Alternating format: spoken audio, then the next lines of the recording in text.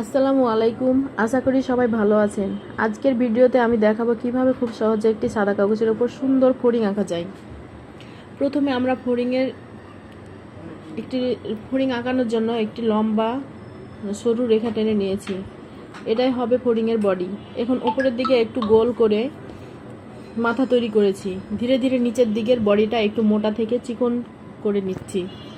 খুব বেশি চাপ না দিয়ে হালকা হাতে আঁকতে হবে। দেখুন কিভাবে আমি নিচের বডিটা তৈরি করে নিয়েছি, দুই দিক একই সমানভাবে। এবার আমি ফড়িংয়ের ডানাগুলো আঁকছি। ফড়িংয়ের 4টি ডানা থাকে, দুই পাশে 2টি করে।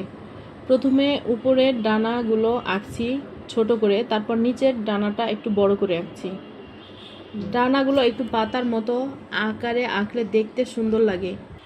এখন আমি মাথার ওপরে ফড়িংয়ের 2টি শিং আঁকছি এবং নিচের দিকে ছোট ছোট ডিটেইল যোগ করছি। মাথার কাছে চোখ এঁকে নিয়েছি। বডির ওপরে ছোট ছোট দাগ বা লাইন দিয়ে নিয়েছি, এতে ডিজাইনটি আরও সুন্দর দেখাবে। ভিডিওটি যদি আপনাদের ভালো লেগে থাকে তাহলে অবশ্যই লাইক, কমেন্ট এবং শেয়ার করতে ভুলবেন না। সবাই ভালো থাকবেন, সুস্থ থাকবেন। আল্লাহ হাফেজ।